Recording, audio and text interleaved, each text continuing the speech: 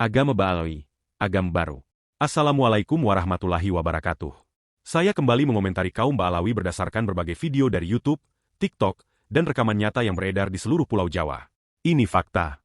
Sudah jelas bahwa ini adalah agama baru, yang bisa disebut agama Ba'alawi, yang memanfaatkan Islam untuk kepentingan duniawi mereka. Mereka mengklaim bahwa ketika ditanya oleh malaikat di dalam kubur, "Marobbuka? Siapa Tuhanmu?" Mereka akan menjawab, "Ba'alawi." Oleh karena itu, kiblat solat mereka menghadap foto petinggi Ba'alawi yang diletakkan di depan mihrab masjid.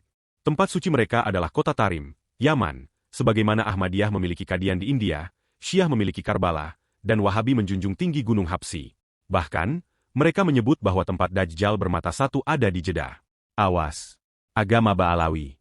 Mereka menyatakan bahwa kaum Ba'alawi adalah panitia hari kiamat. Naudzubillah. Pernyataan ini dapat ditemukan dalam berbagai pengakuan dari warga pencinta Habib yang ditayangkan di YouTube. Lebih parahnya lagi, mereka meyakini bahwa seorang Habib boleh menggauli istri orang lain dengan dalih bahwa wanita tersebut akan mendapatkan berkah. Bahkan, ada pasangan suami istri yang rela menerima doktrin ini dengan menceraikan istrinya terlebih dahulu demi Habib. Mereka bukan Islam. Faktanya, mereka bertuhan kepada petinggi kaum Ba'alawi. Dikatakan bahwa sebelum hari kiamat, tentara Abrahah dari Yaman akan muncul kembali dari suku Habsi di Yaman. Namun, mereka tidak akan bisa menyentuh Ka'bah karena Ka'bah akan diangkat ke langit. Di Indonesia, banyak pembela Ba'alawi yang sebenarnya awam tentang sejarah dan fakta mereka di tanah Jawa.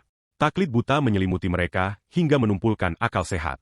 Ketahuilah, Islamisasi Jawa Timur dilakukan oleh Syekh Maulana Malik Ibrahim, Sunan Bonang, dan Sunan Ampel, yang juga dikenal sebagai Sunan Malaya atau Krio Bungsu dari Kerajaan Batanghari IX, Palembang Hulu, pada abad ke-14 Masehi. Dakwah mereka diprogram oleh Syekh Sutabaris atau Atung Bungsu dengan resolusi 7 ganti 9 gilir Nahdlatul Auliyak dari Palembang Hulu pada masa Kerajaan Islam Batanghari IX. Kerajaan ini memiliki undang-undang Kitab Selibur Cahaya, satu-satunya kerajaan Islam berbentuk negara yang akhirnya menjadi NKRI. Kaum Ba'alawi tidak termasuk dalam perjuangan ini. Mereka adalah penjajah dalam segala aspek.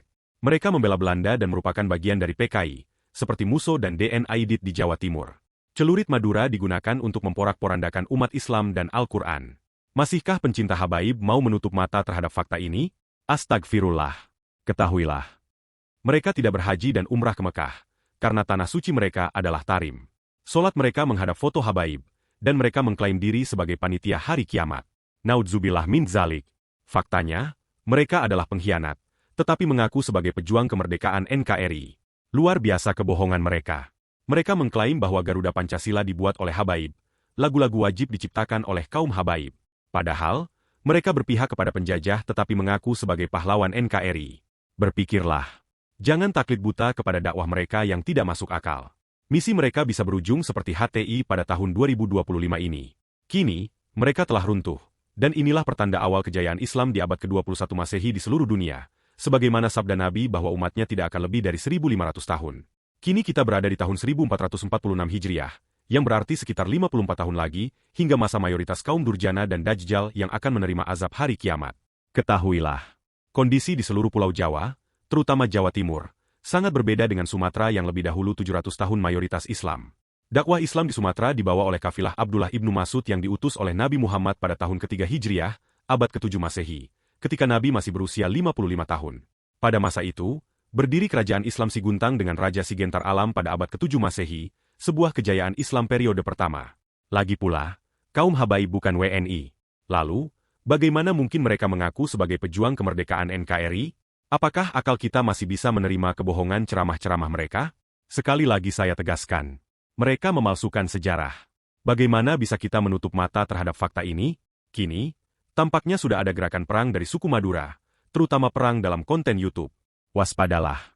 Jayalah selalu NKRI dari ancaman luar dan dalam negeri. Semoga bermanfaat. Allahumma sholli ala Sayyidina Muhammad wa ala alihi wa ashabihi ajmain.